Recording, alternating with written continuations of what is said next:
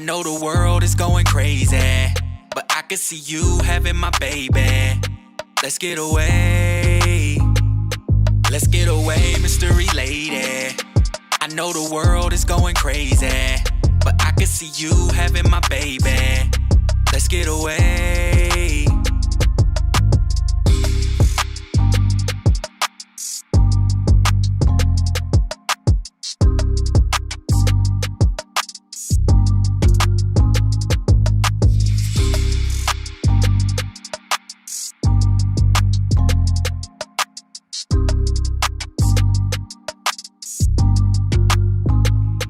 Let's get away, mystery lady. I know the world is going crazy, but I can see you having my baby. Let's get away. Let's get away, mystery lady. I know the world is going crazy, but I can see you having my baby. Let's get away.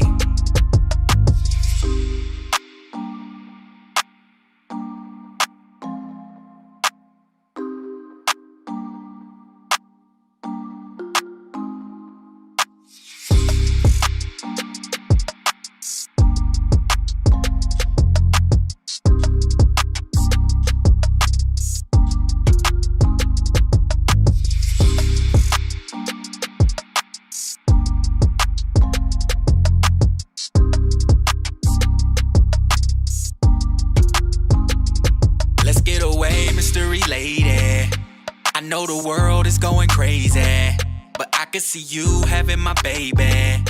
Let's get away. Let's get away, mystery lady. I know the world is going crazy, but I can see you having my baby. Let's get away.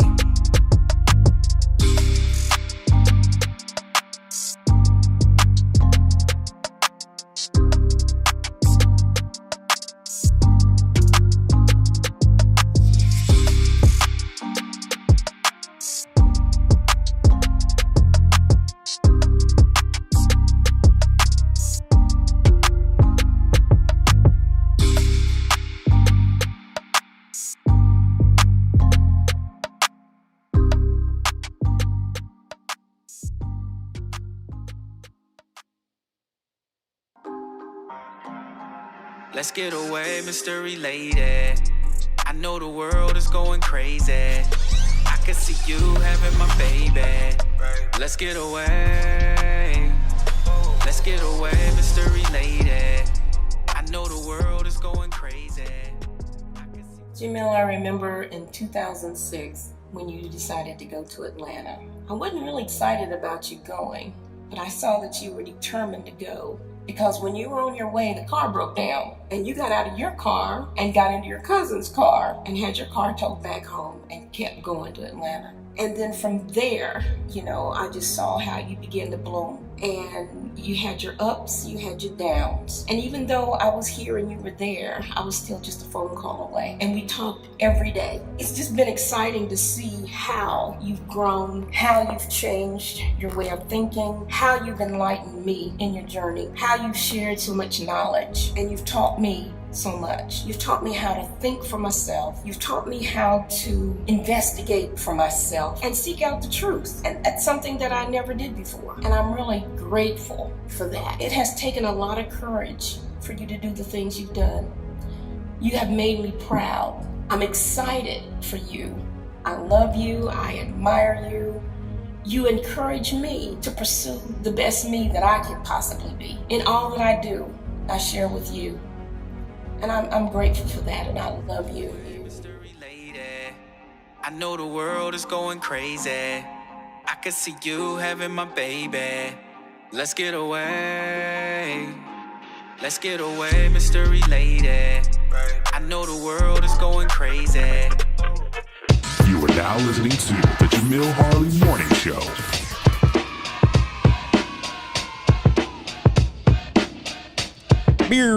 Good morning, social media land. Good morning, Facebook, YouTube, Twitch, Twitter, Periscope, and everything else and around under my voice. What's up, DJ Godzilla's in this thing, shout, you know what I'm saying? Can't hear you, Dre. Oh, that's my bad. My bad. My bad. We gonna get you. There you go. What's going on, my good brother? What's going on, brother? How you doing, man? I'm good. I'm good. We missed you last week, didn't we? Or was you there? Was you here last week? See, look, I've been gone so much, I deserve that. Nah, I was here last week. You was here last week. The Okay. before. Well, this week Kiana's out, so Hey, look, people working. That's yeah, good. yeah, no doubt, no doubt. But I'm excited for this show, man. I'm excited. When I got the call from you and you was like, "Yo, Sonny Martel's coming on to the show," and I was like, Man, look. "Who? Mike Jones? Who?" Man, it's just crazy for me, right? Because I figured out over life, I'm a convener, right? And people tend to come into contact with me, and they go out and do great things.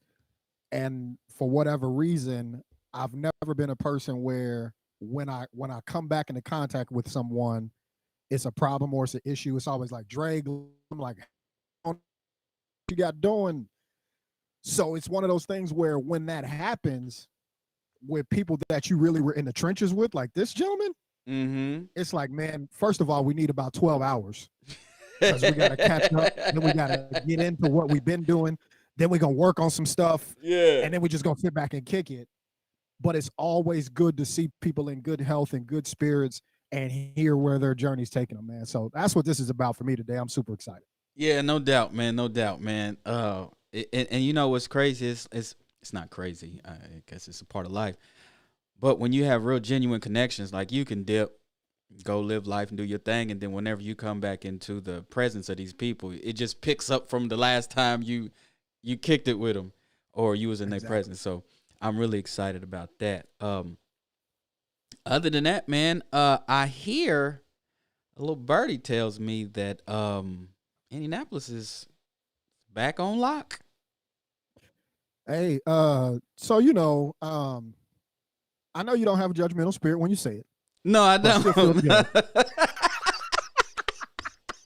I still feel judged. Atlanta was out there doing their thing, Oh, we the governor next. tried to sue the mayor. Y'all was really talk with it like last year level with y'all petty. But yeah, here in Indianapolis, we are rapidly approaching being on lockdown. And good morning to Mama Harley. How are you doing, sweetheart? Good morning, Mama Harley. Good morning, son, and good morning, Dre. How you doing, baby girl? That is so. I know I've heard some people say I'm your number one fan, and I'll be like, there's no way you can be my number one fan or supporter because Mama Harley is that, and you can't take her place. Shout out to my mama. That's it. So we gonna change up the format a little bit today, and we're just gonna rock out. In the absence of Kiana, I'm gonna do a little fun fact, which because it was so last minute, I wasn't really prepared to take over this today, but I will, and it's going to lead into our further or our more discussion that we're going to have with our guest today, Sonny Martel. But let's get into the fun fact. That is a fun fact. Want to hear a fun fact? It's like a fun fact. Another fun fact. Here's a fun fact. Or not so Fun fact. Or here's another not so fun fact. Not so much fun anymore, is it? So, this is in regards to the drug laws that have been ravishing through Black and brown communities for a while. I was watching some documentaries on Netflix, and last night when I was talking to the fellas, I said something about prior to 1954 there were no drug laws, but I think I got my dates mixed up because it was earlier than that. But it was interesting to look at how the drugs that are on the levels of being extremely dangerous and going arrest you and throw away your life and all this other stuff, they were actually legal at some point. There's an article where it's cocaine for children that I'm looking at. Yeah, cocaine for children. I'm not making this up. So it says cocaine was legal even as late as this ad, 1885, and was not considered harmful in moderate doses. Many of the drugs now restricted by law were also were also legal then, including opium, which was sold under city permits on the streets of Victoria. In the 19th century, many substances were used as medicines, some of which are known to be harmful over a long period of time, such as mercury and lead. Patent medicines like these cocaine toothache drops were very popular and required no prescription. They were indeed for sale by all druglets. I really find the whole drug, the laws and stuff on drugs, I really find that telling. And I say telling because, of course, they don't teach this in school where you have to go out and find this information. But the drug laws were used to control certain groups of people. Marijuana has been around a long time, and as a matter of fact, it wasn't called marijuana until I forget the date on that. But they wanted to link that as such like a negative connotation on the herb. It's been called cannabis, and cannabis has a lot of health properties, positive health properties with it. And I'm talking the genetically modified versions of cannabis. Even to this date, you have a lot of states that are legitimizing or, allowing you to use it either medicinal wise or leisurely. Is actually helping certain health conditions that the pharmaceutical medication doesn't really help. It kind of suppresses symptoms, but it doesn't help with the overall cure, and it creates other what's that called when you have, I can't think of the word, side effects. Pre-existing conditions? No, side effects. Okay. And so when you look at the history of drugs in this country, it's like they used to prescribe heroin and cocaine and all this other stuff legitimately. And then when, other people started coming to the country, other, immigrants or, whoever, and they started to partake in this, they would, like I saw an article where this guy he had a mental condition. He was schizophrenic, and he murdered his mother and father. Instead of the news reporting he was schizophrenic and this is the reason why he did it, they blamed it on marijuana. And that created that helped to support this nationwide agenda to propaganda to make it look like the people that are associated with this herb are bad people. And so the public would just look and be like, yeah, we need to lock them up because they're bad, not realizing that this whole narrative has been social engineered. So I really, I hate saying so much, but I really encourage people to just start research. Like TV is cool. TV is cool, but actually knowing the environment that you live in is cooler. I mean, it might be scary to understand that a lot of your elected officials are a part of an agenda to oppress people for profit. And I find that telling too, how they have never been, They have never been reprimanded. They have never been held accountable for any of the things that they've brought into legislation that actually harms people, and not people, but generations of people. For instance, the 1994 crime bill, we're still being affected by that. Ronald Reagan and Oliver North bringing in cocaine and dropping it off in black neighborhoods and creating crack. We're still suffering for that.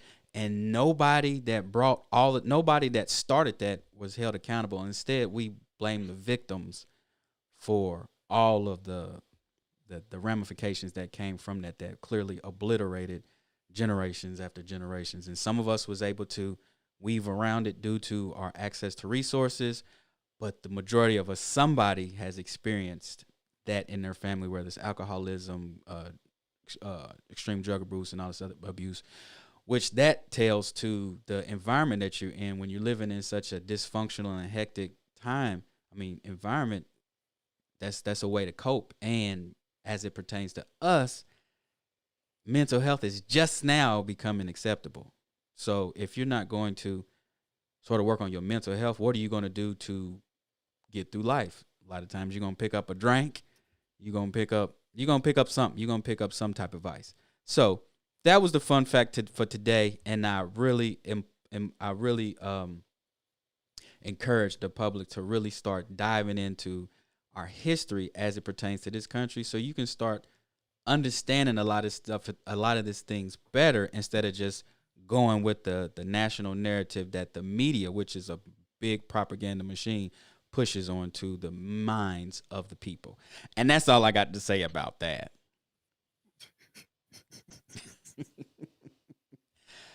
You silly. So, what we got, Dre? Man, we got a bag of goodies. I got that service pack from Sir Sonny Martel. Man. So I'm spending Sonny Martel today. We're gonna run a couple. We're gonna get, but I mean, onto what you said, right? It's interesting that marijuana can be grown in this country. Cocaine, typically, we have a lot of trouble doing.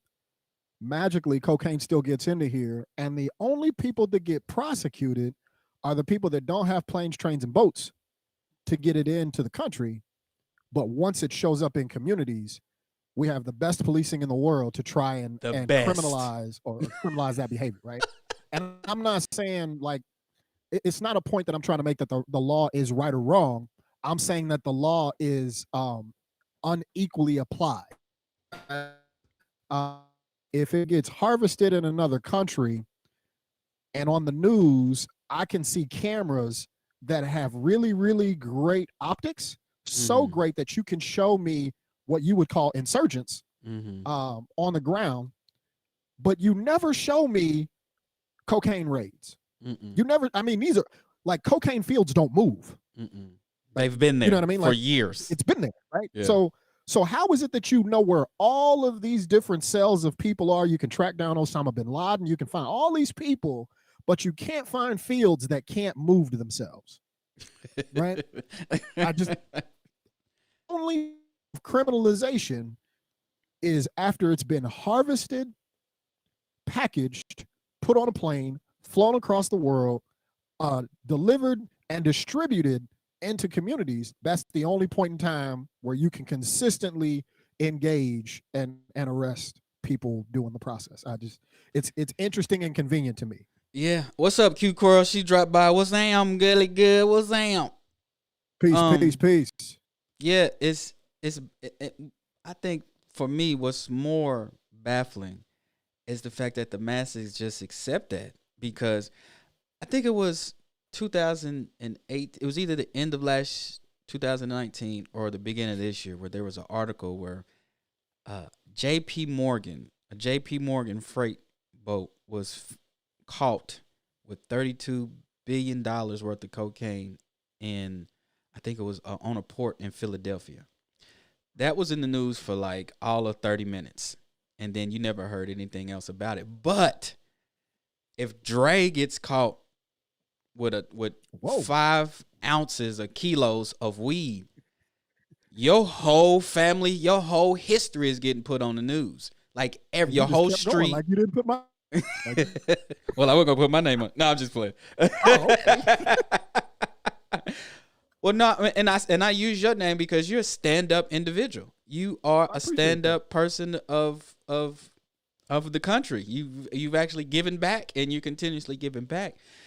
And whenever that thing is thrown, like, and there's so many cases that have been overturned by, the policing institution lying on people just to get like, hey, we did this, and those people suffer for generations to come because now you've messed up a lineage of thought.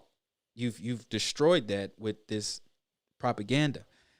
But again, there was nothing in the news that held anybody associated with J.P. Morgan Chase. Nobody. It didn't say who went to jail. If anybody went to jail, it just said $32 billion worth of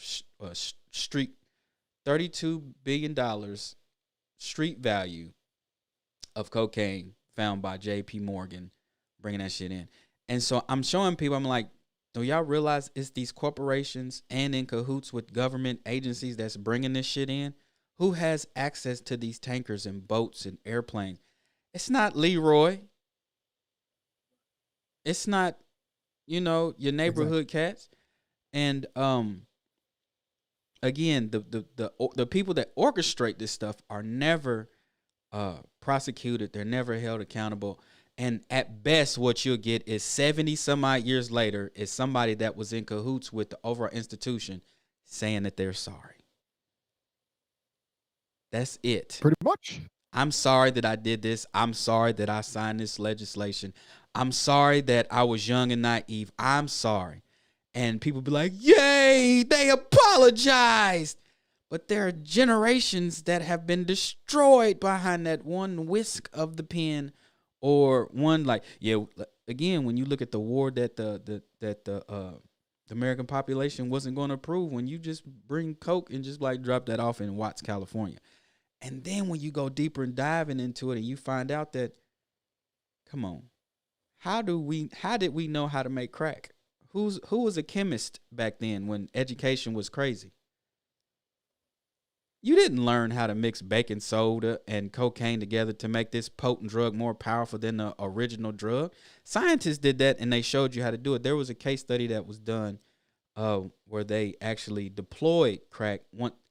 I read that it was created on the campus of University of Southern California, and they took it to some small country and actually tested the effects of it. Then it was like, okay, it's good to go. This is not by chance that in the Bay Area is where you find the first crack rock being distributed. These brothers and sisters, right, they weren't scientists. And to see what it did, it's people in executive level corporations right now that woke up to some coffee and some Coke right now, and they're okay. Not to say to go out and try it, but they're functioning. You smell crack good enough, it's a wrap. You taste this and then you be like, hey, look here, my brother, you got some of that? I mean, I don't know if this to that extreme, but I do know that from people that I've seen in the neighborhoods or even, in the family, they say once you get that first one, there's no turning back. Yeah. And so, I mean, like, not making it all doom and gloom, right? Right. We talk about the cocaine side of it, but then on the marijuana side, being used medicinally, it's interesting. I was reading a book called Slaves in the Family by Edward Ball, where he goes back through, he's a white man, but he goes back through his family history to the earliest Ball family member to live in, you've heard the book called, but he gives firsthand accounts from their accounting records of kind of how they managed slaving and blah, blah, blah, blah, blah. But then he also interviews people who were slaves, anybody that he could get from that time. There was one lady who talked about, she called it like this crazy plant or something, and she was describing marijuana, but she was talking about how from the earliest teachings that they have from Africa, how did they use plants to deal with different situations? So it was, if you got a headache, we gave you this. If you had a whatever, we gave you this. And she talked about the crazy plant that could do all things. And she later said it was marijuana. So if they got sick and they didn't have a treatment, give you that, because that treated everything else. Mm-hmm. So it's interesting now, here we go, fast forward 100 plus years later, well, 400 plus years later, and it's the most taboo thing in the world. Yet some scientist can make a drug in a lab and give it to you and say, look, we tested this in all these markets around the globe, and we know it doesn't harm you and it deals with your symptoms. You should let us give you this at $29.95 every month to deal with your symptoms. Well, I need you to cure me of whatever my ailment is, not treat my symptom, right? So it's very interesting to see how far we've come and how taboo little we talk about cocaine and the dramatic and long-lasting effects of that. Again, I'm not condoning or advocating for one or the other. Right. My thing is always, as a country, we are so hypocritical, it's not even funny. Yeah. And I want us to stop being hypocritical. Yeah.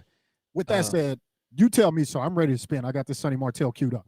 So, with no further ado, we're going to get away from the fun facts and we're going to get into the fun part of the show. You know what I mean?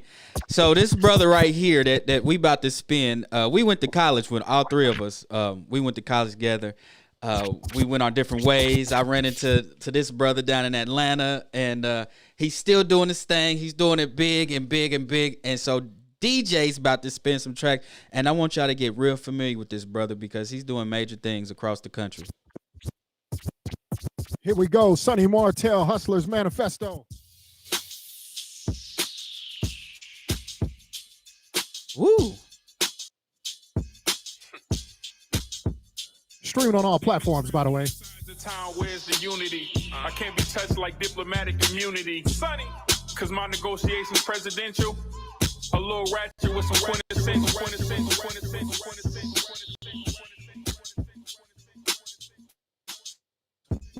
Jamille Harley morning show. We about to get it. Godzilla. Inside the town, where's the unity? I can't be touched like diplomatic immunity. Sonny, cause my negotiations presidential. A little ratchet with some quintessential. No telling what I'm into. We through. Ain't no limits to my hustle from life insurance to packs. Either way, I made racks. Sometimes shares the whips. No tate, I stick to the fact. Like years ahead of these. I lost count of the laps. $1 billion team, so it's time to build. Be hitting these rappers on the Bastille. A lot of these rappers know they ain't rapping real. This that he went to college, forgot the trapper feel. This that Trapper field. Let's go. Rolling down the street, blowing good gas, sipping on Hennessy. Hey, Hennessy. I know my money, get my money on my mind. Money, get my money on my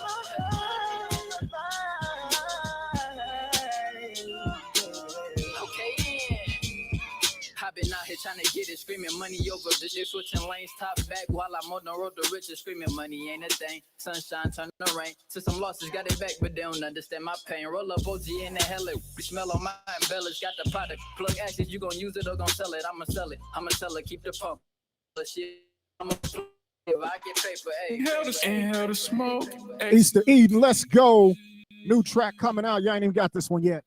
Exclusive. Inhale the smoke, exhale the pain, yeah. Godzilla.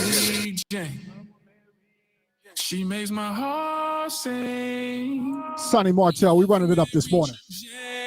When I'm smoking on exotic and the plug just hit me, got a 30-pack for me. Good gas, counting cash. That's the type of green that I like in my life.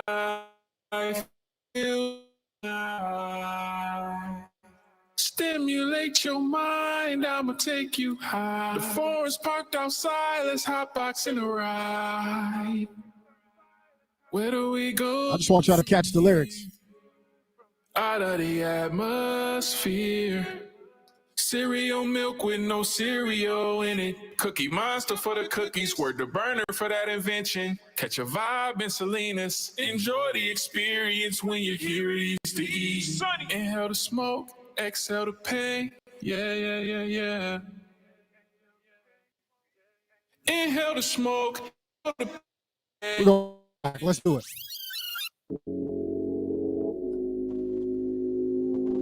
I want y'all to get the full vibe. I want y'all to get the real feel.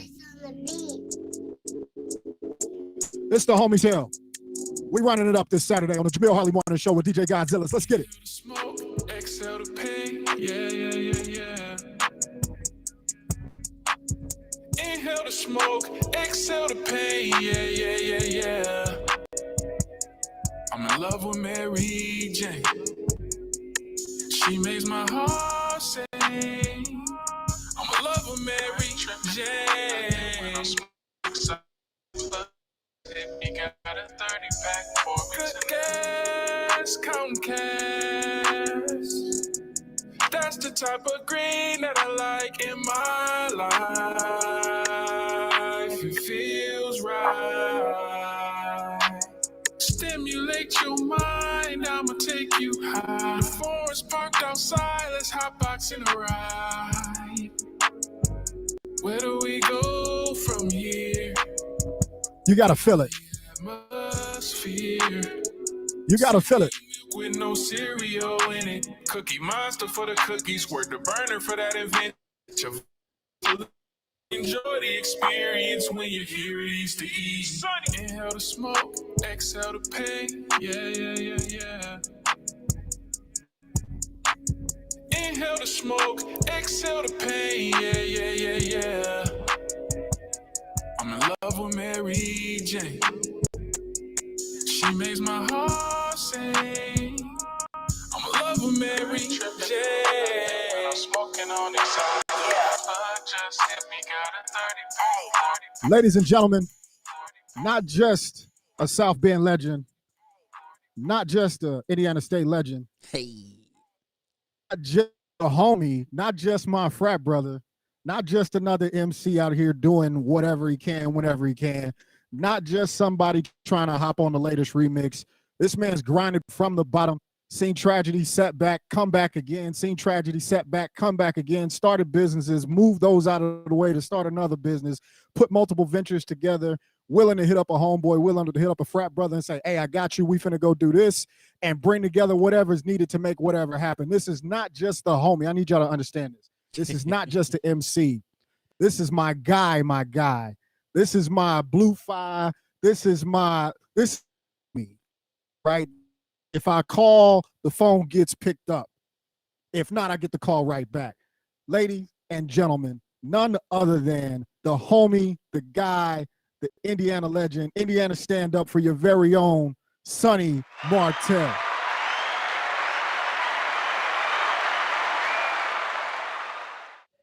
Hey, man, that thing was fire, shot. What up? Right on. Hey, man, when you said cereal with no milk, what? Oh yeah, that cereal milk with no cereal. Yeah. See, what I'm saying is, let me get to that though, because somebody was like words together, and I was like, have I ever just put words together? Like, so cereal milk with no cereal. Cereal milk is a strain. Right. So cereal milk with no cereal in it. Then I said Cookie Monster for the cookie because it's a strand of cookies. Yeah. And then I said word to Burner for that invention because Burner is the owner of the company Cookies or whatever. So that's just what you call it, a fun fact, you know? Yeah. I was peeping that. Yeah, man. Yeah, I appreciate y'all vibing with it, man. He ran the acapella back. He had it going crazy over here. So that what's up, Nubia? So that last one is so I know the first one that he played is streaming. Is that last one's not streaming yet? Yeah, that last one, that first one and that last one is streaming. The first one is actually on the radio. You can hear it on like 96. Word. On there, the Shut the front door. Or whatever. Yeah, man. That was big for me, just being from Indiana. Obviously, you know, I've been trying to, get my feet on the ground and hit the ground running. So a lot of things has been happening. And that's one of the things. But East of Eden, that's streaming on all platforms. You can look it up. Sonny Martel, East of Eden. That's a whole project. No, that's just a single. Okay. East of Eden is a single off of the next project I got called City Limits. Okay. So it's kind of a month. The festival was from the last album, but the song is still gaining steam. I'm gonna keep running with that until the wheels fall off. Man, you better. Yeah. But East of Eden is a special thing, and I kind of like that y'all brought that in there because of just what y'all talked about with the marijuana and the history of it and things like that. East of Eden is actually named after a dispensary in Salinas, California. Mm-hmm. I'm currently doing business with them. We're working on getting a sponsorship and things now. We have a few things in the works where I'm able to, put a few products in their locations. They have a few locations throughout California. Mm-hmm. East of Eden, whole special thing, man. I went out there a couple months ago with my girl, my daughter. She's from out there, and hold on. Y'all giving the whole thing away because we all know each other. Dre, you gotta get on your mic's cut off. Oh, my bad. There you go. There you go. Hold on, man. Hey, Sonny just went into it, and I just was sitting there like, okay. I was just giving it to y'all. I mean, y'all asked for it. It's a lot, man. Y'all back on the stoop. This ain't the stoop. Like, we all know each other. Sonny went in. I was like, go ahead then, brother. Go ahead. Go ahead. Joy know about the stoop. This ain't the stoop, fellas. We got to back up and tell the story. So Sonny, tell us where you from. Tell us how you got from where you from to where we met. Let's start at the beginning. Right. Hey, it's hard night. That's a natural thing. That's just I feel like I was just with Jamille in the A, running around with him in the Delaware comedy shows, or me and you in the quads trying to figure it out, writing on the 8-track. You know what I'm saying? So my fault, man. But I take it back, man.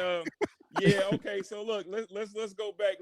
Let's go back and take them through the journeys. That way they can have a better understanding of how we got here. Yeah. So it's earlier, we all Indiana State University alum, Indiana State University graduates for sure. You know, shout out to I-State. And go back that far though, like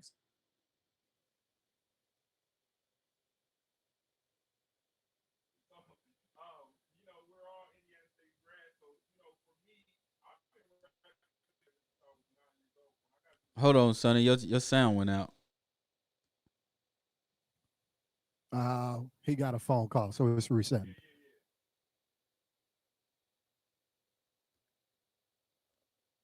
Gee willikers, Batman. All right, let us get that figured out, and then we're gonna bring it back in. So I'll jump into kind of the history, right? So we all met at Indiana State. Now keep in mind, Jamille is a year or two older than us. So when did you come out, Jamille? 04. 04, right? So I got there in 2000, and I think Tell got there in 01, right? So 02. So Tell and I met literally the first time in a cipher. I would just jump up and start rapping pretty much on the stoop whenever. And I was big into freestyling back then. So we just the same vicinity, and I think, oh, okay, he got bars. And I think we kind of went and did different things, but we always ended up in ciphers, or we ran with a lot of the same people. So it took maybe another year from there for Tell to come back and encourage me to actually start writing, because all I did was go off the top of the dome all the time. And then a little bit later, he turned me on to actually production. So he was the first person to really encourage me to move beyond just saying a lot of stuff off the top of my head. And that's what really made us click up and really go in the lab and start working on production and other stuff. Then he became my frat brother after that, and it was all over. Idea y'all first clicked up and connected. You said, when did we first click up and connect? You and Martel. Okay, and Martel, you got yourself on mute too. But I think we connected a little bit in Indiana State. I don't know how. For some reason, I'm thinking of the twins, the Applewhite twins. I don't know. Of course. Because I lived off campus, and so they were like my liaison between the people there. And so just around them, I think that's how me and Sonny got connected. And then I had moved to Atlanta in 06, and 06, pursuing stand-up comedy.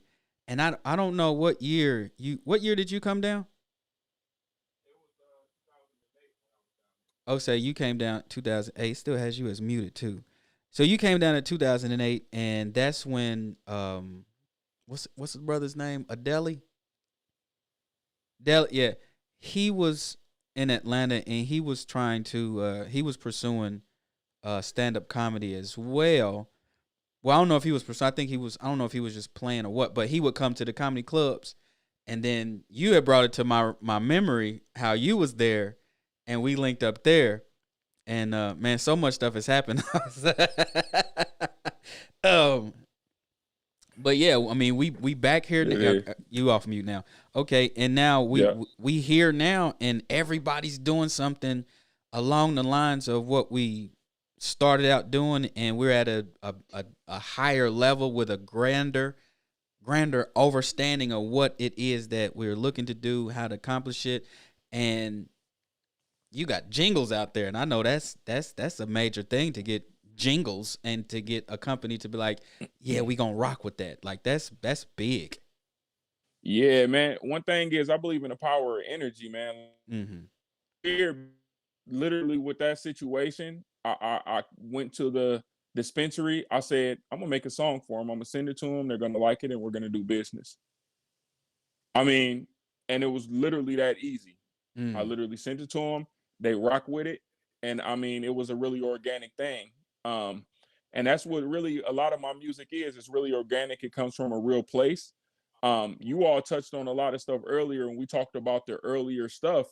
A lot of my earlier music, I talked a lot about the struggle, and you know, my mom being addicted to drugs, and the family aspect of a lot of that things. I'm a direct effect of Reagan economics and and the war on drugs and things like that. And I put a lot of that in my music, a lot of my earlier music. That's what drove a lot of that. I know Dre mentioned, he'd been through some things. He came back, he bounced back.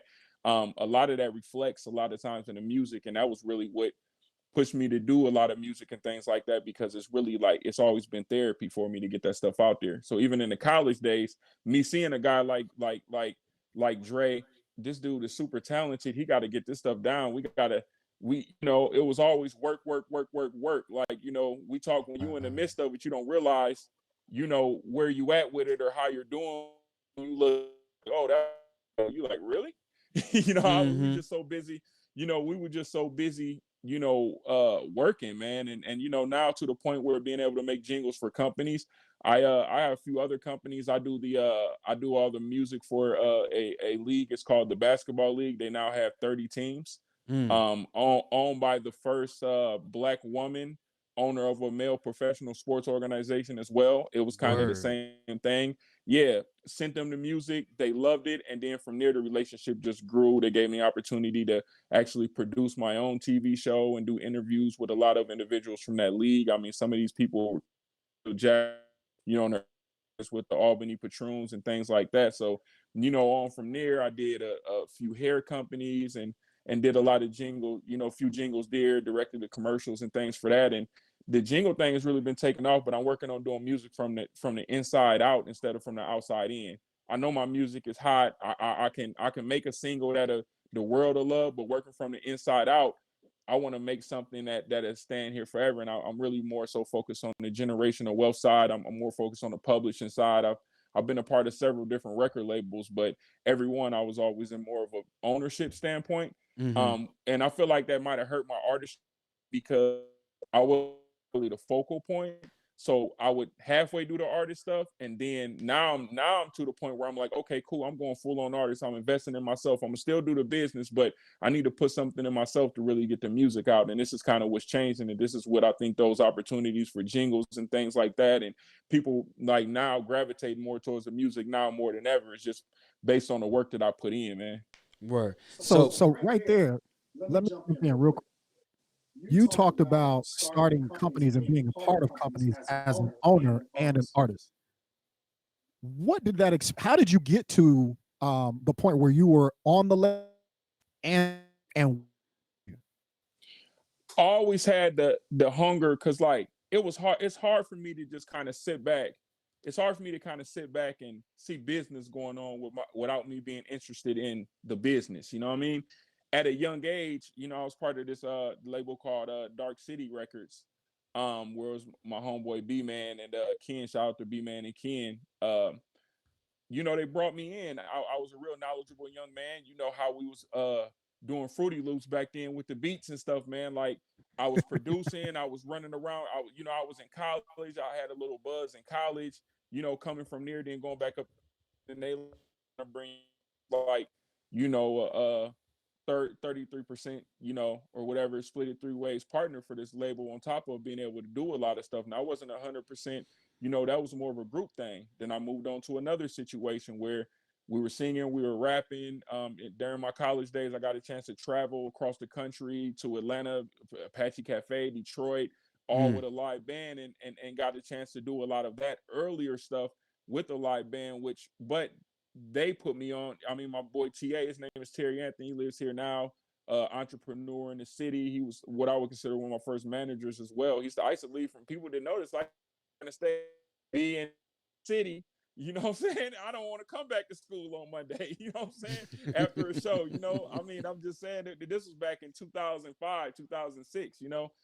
But he helped me with ownership too. I had ownership stake. I started understanding the publishing. How much do I get off of this on the back end? Like, so I started understanding that. Then I got my first placement in a movie called what was it called? America. And it was about this guy who it was during the bombing. So people was looking at like the I don't want to misrepresent a whole, but the Taliban and all of the Arabs and stuff, when there was like a prejudice against them, especially when a lot of they came America by a kid who moved from over there to here, like Iraq to over here, and just the hard time that he had based on how the country was looking at him. And anyway, I got a placement from there, started seeing a couple publishing checks from that, and that's really what turned me out. And it was really for my boy Terry TA, you know, for putting me on and giving me that knowledge. And that really what that even just put more into me. Like now I want to know publishing. The beautiful thing was I started really studying that. I was saying like 2014, 15, I kind of took a break from music, wasn't really doing as much anymore. Had a few people really push me like you need to quit playing because I'm freestyling everywhere I go. Everywhere it's freestyle everywhere, and I'm like, you tripping. So what happened was I still had the knowledge of the game. I still had, you know, a lot of knowledge, even a lot of people that was from where I was from didn't really have, but I was always willing to share the information. You know, I always been like that. So a couple of buddies, I'm working in the office now. I'm graduated college, have my struggles trying to put it together. I'm working in the office, supervisor, all of this, whatever. I'm doing really well. You know, it's okay. You know, I'm making a salary and finally feel like I'm moving up a corporate ladder or something, right? But at the end of the day, it still wasn't enough for me. So I had a couple of buddies just come to me randomly. I started working on the album again. I started bringing out apparel again. And next thing I know, I had a, you know, grew up with come to me like, hey, you know, we really would like you to run our record label and we'll pay you a salary. Like what you make now. And I'm like, so it's not even hard to, you know what I'm saying? So that's, I mean, I'm bringing that up because that's the first time I really started getting paid a real salary to run a record label and got another you know, paid to, and now I'm controlling the budget. Now I'm understanding how to manage artists, which in turn helped me out because now I'm understanding how to even maneuver better myself. And now I have money and a budget to kind of maneuver around and look at. So that was an opportunity of a lifetime. We owned a store here in Castleton Mall called Bricks. Did a lot of things.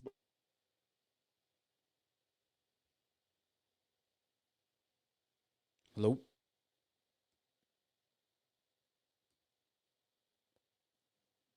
Oh, okay, there it is. There you go. So, you know, due to certain things, it didn't necessarily work out, you know, peace to all those brothers still. But, you know, I came with that really showed me a lot. And that was really one of the first times, not the first time, but I really took a leap and a chance on myself. And I really started getting more into it. So then another company comes along. Hey, we want to pay you to manage this and do that and do this. And turn now, I'm like, you know what? So this year and last year, you know, I'm kind of like, I need to really, you know, now artistry more. So I did the 4 years really did a documentary with my dad, you know, in that time, did the soundtrack for it, you know, and that's when I started getting into more of the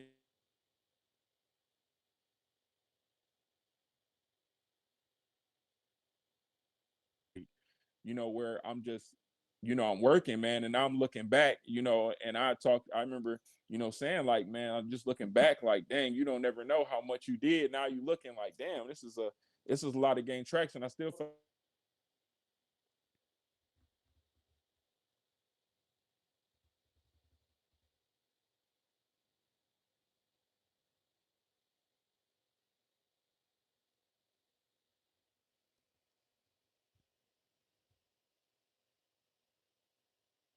Yellow, yo. Look like we dropped.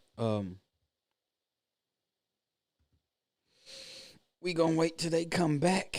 But when they come back, we gonna get back into it.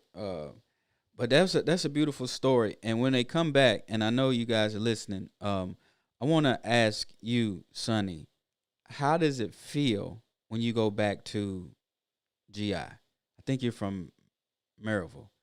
How does it feel when you come back knowing that you've made a huge impact in a short, period of time of your life? Because I mean, you're still real young, but you've made, of course, you've made sacrifices to get where you're at right now. But nonetheless, you've sort of pivoted and made, I mean, everything you just said, and that's not even the tip of the iceberg. Is super dope. It's super amazing, and it just shows how when you're it's the 3Ds. When you're disciplined, you're dedicated, and you're determined, that even if you don't reach the star that you initially shoot for, you know, you will land on another star. Okay, you back. You're gonna land on another star anyway, but nonetheless, a Starland. So, Sonny, tell me how it is when you go back to to GI? How are you received by your hometown?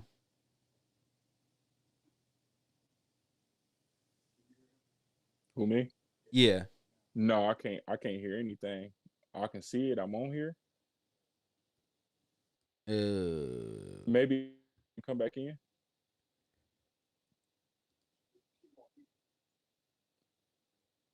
I think this is probably gonna be the last time doing live with this software. Take this one. He can see me. Okay. Cool. Can you hear me? All right. Go ahead. Hey, ask the question again, bro. Okay, so the question Crazy, was right? the question was, how is it now? Yeah, I can hear you, bro. Okay, how is it now when you go back home to? Because you're from GI, right? You from Maryville? Hello, you hear me? Yellow. No. You still can't hear me? Yeah, I can hear you. I'm from South Bend. Oh, you from South Bend? Okay, so how is it when you go back to South Bend, especially now that you've accomplished so much in such a short period of time? And I'm not saying short period of time to discredit all the work you've done, but you're still relatively young, so that's why I say short time. So how is it when you go back home? How does how do South Bend receive you now?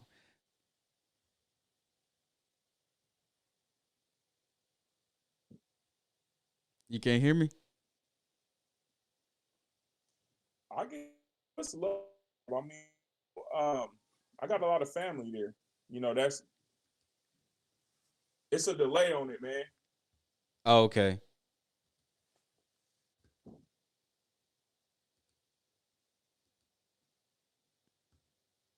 So you say you have family there? That could, yeah. So reason why I'm asking that is because when you're from a certain place, and this is my own opinion. Yeah. Hey, Just Dre, should I just?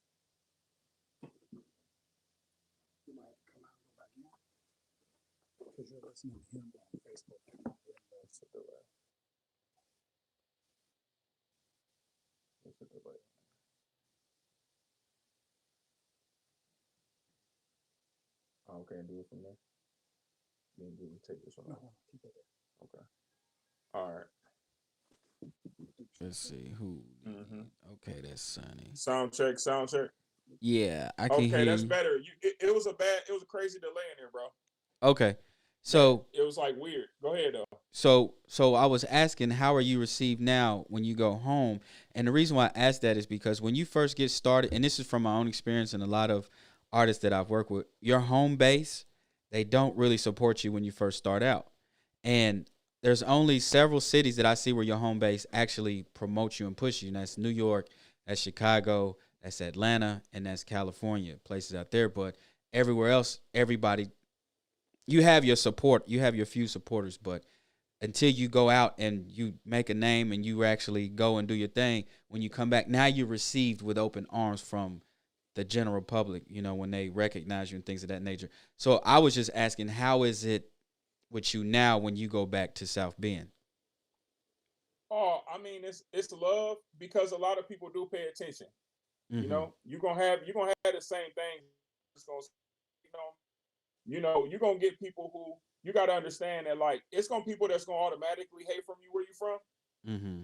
Just for the simple fact of a lot of people are scared to step out themselves, and it's hard for somebody to see somebody next to them doing something that they might have been scared to do.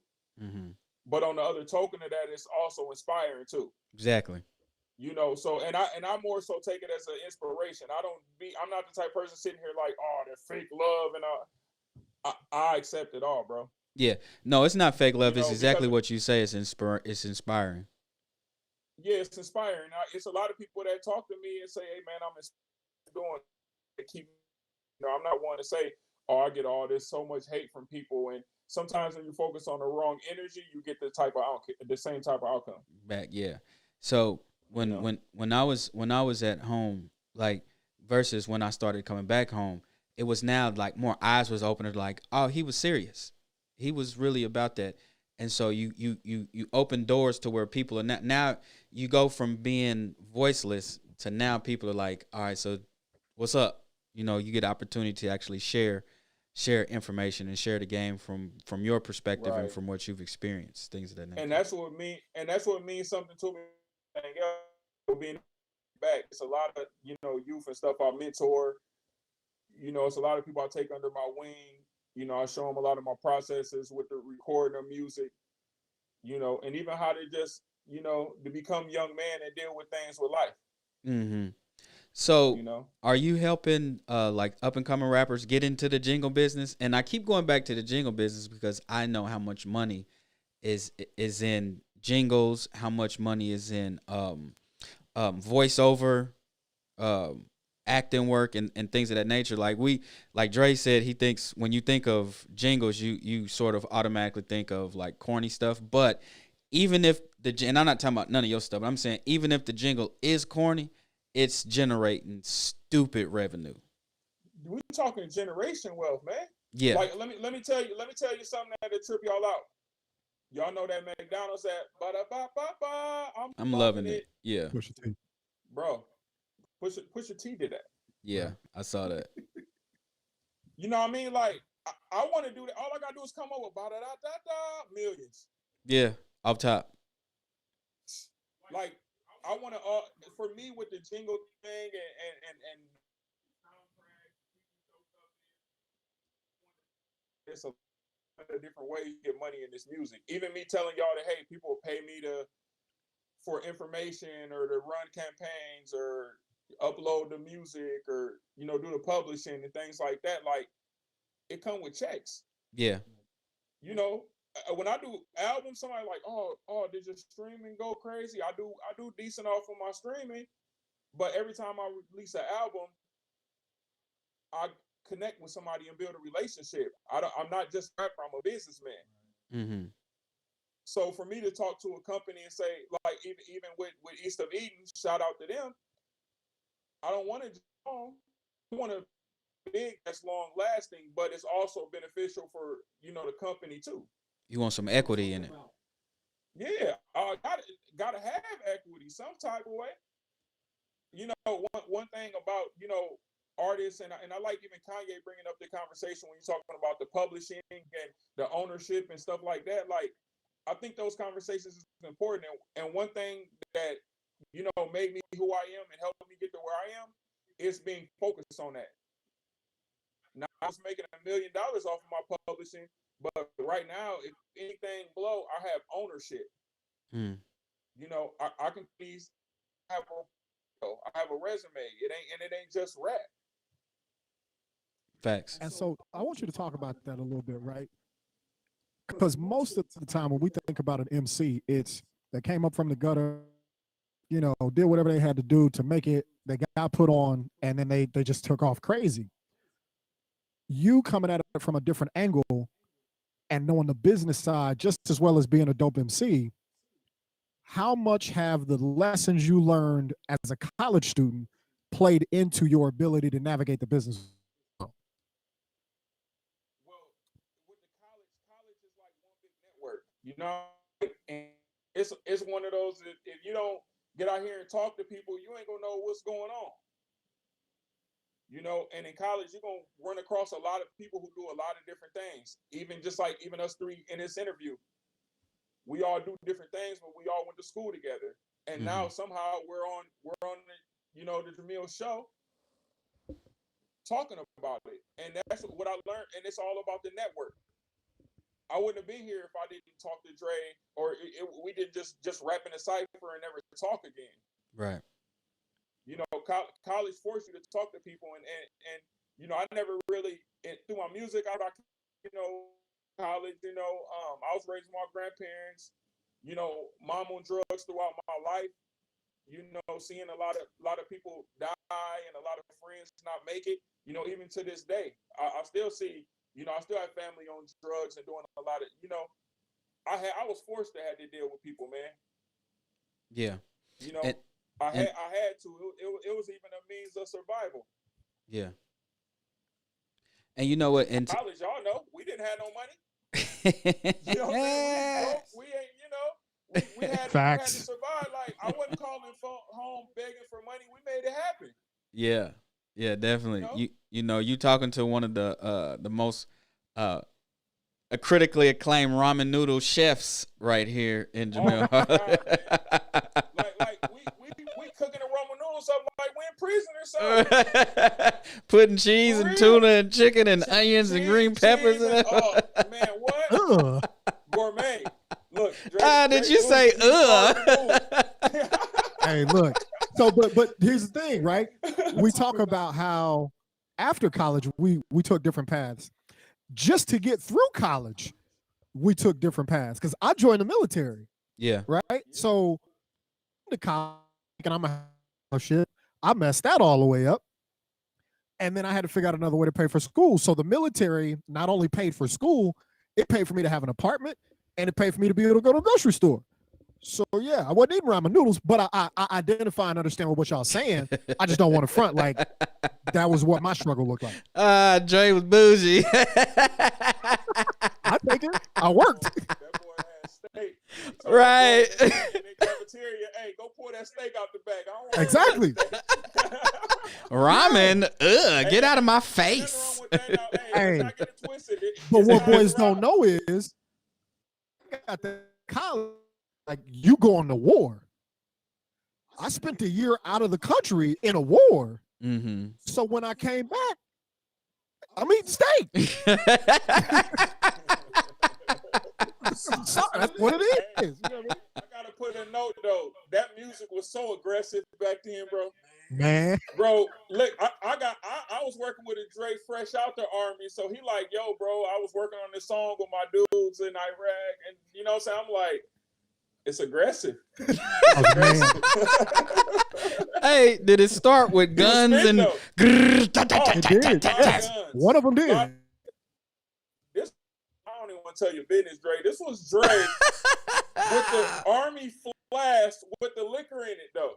You know what I'm saying? So, this is a different Dre. You know, still intelligent, still the same dude. But I'm telling you, this Dre with the army flask with the liquor, and we recording and doing music every day, bro. Dre was a no-limit soldier with P&M. He's killing up neighborhoods and carrying on. I don't remember seeing him eating ramen noodle though. I will say that. You know what I'm saying? And I ain't gonna say I was always ramen noodle shorty myself. Hey, I was having nice home cooked meals and hey, the refund checks came through, baby.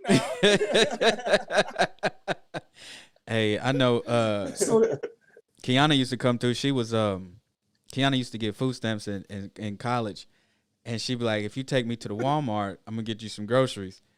That's the only time I ate good. That and when you got the refund checks.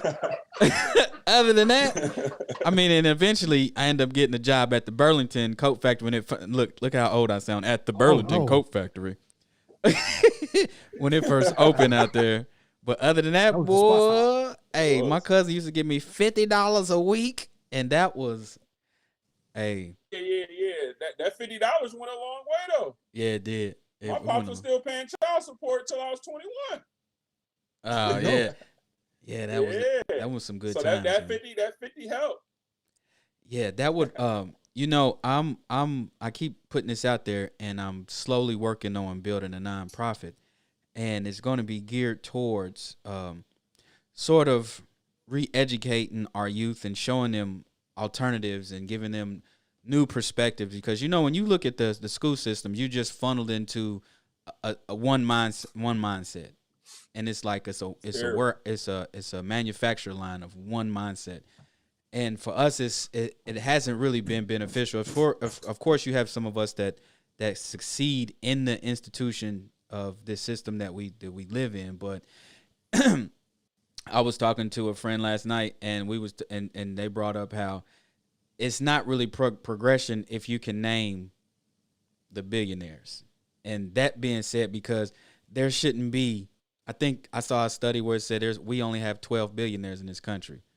And that's ridiculous, especially seeing how much money that we generate, the overall system. So I say that to say, because it's brothers like you and Dre that I would love to partner with or bring into for, a class or session, or, just to get you guys' perspective. And it's good that everybody has, unique experiences and unique perspectives, and to actually show the kids so they can pick up something from you, they can pick up something from me, they can pick up something from Dre, and it brings me to one of my favorite people in history, Stokely Carmichael.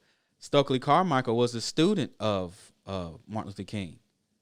He was a student of Malcolm X too, and so he brought both of them together in his ideas, and he presented something that was really powerful because it took the great components of both people, brought it under one roof and disseminated that to the people that was up under his ideology, and they were really powerful, which is why he was one of the most dangerous men to this this system of white supremacy, racism. That's why they assassinated him, right?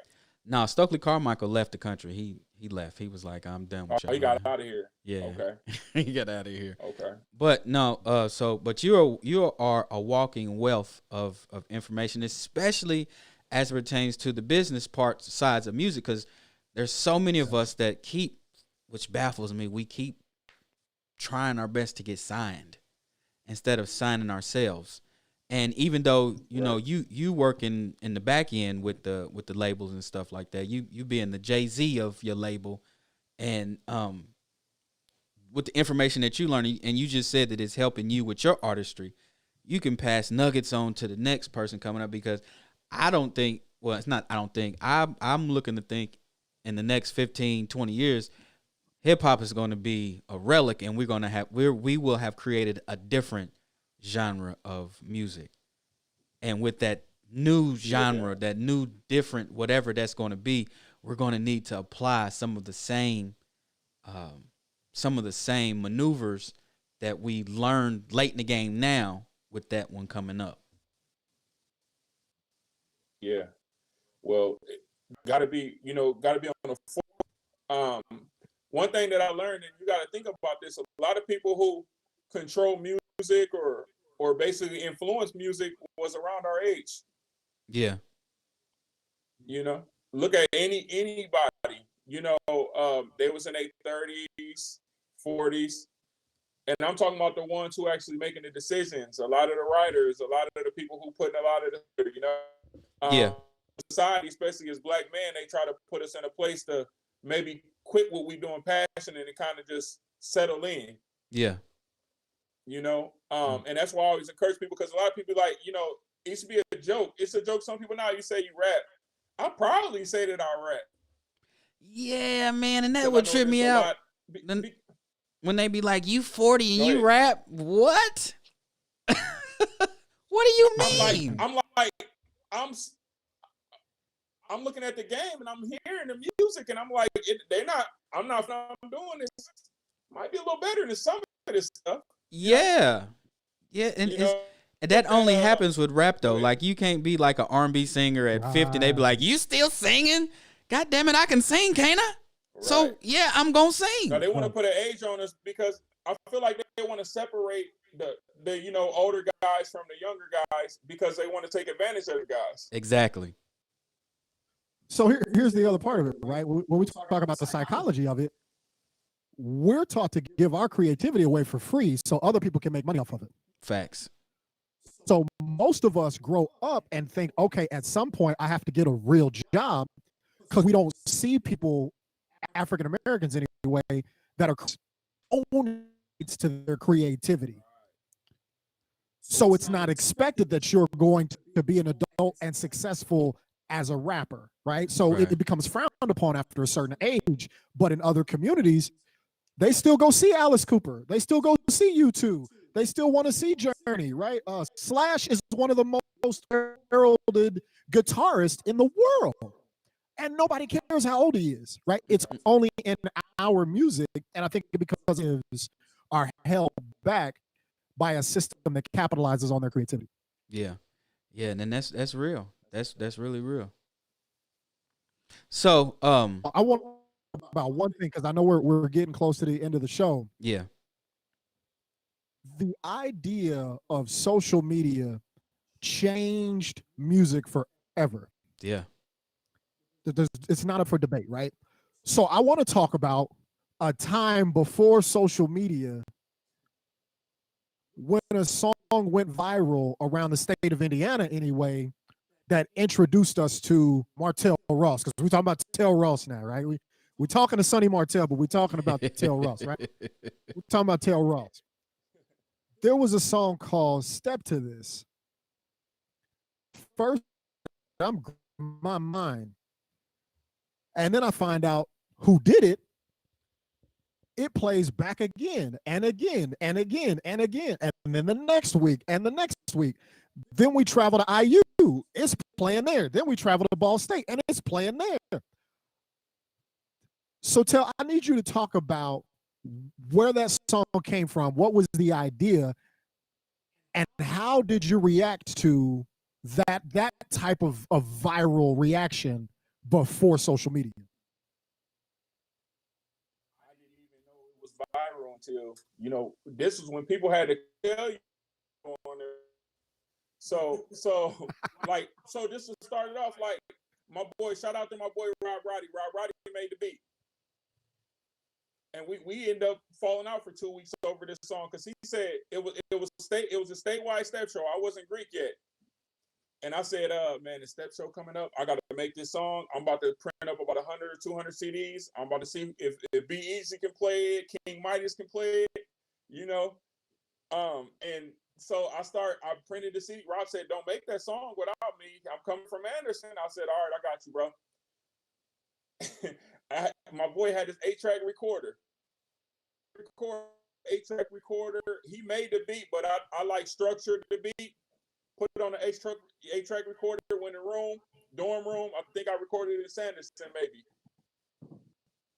Yeah, recorded in there, commented, put it on the CD, printed 100 of them things up, wrote Step to This.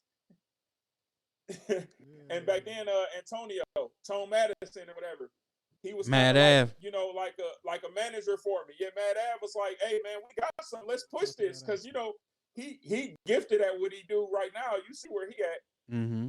So I don't know who, D-Ceasy from out of Kentucky. D-Ceasy started playing it in Kentucky or whatever, and he started pushing it. Like it was probably Tone the reason they started playing at other colleges. Every weekend we go to the parties. The first time I went to the party and they played it, and I saw that because it was like, this is something that Fresh they can step to, Soros they can step to, Gangsters they can rap to. This is not the Neptunes. That's how old it is because Neptunes was popping. But when they played that and that beat dropped, I saw the whole party every time. The whole party was crazy. I got a call from Mad Ave. They was at Ball State. They said the party was not jumping. It was whack. Everybody was standing against the wall. They played that Step to This, and everybody went crazy.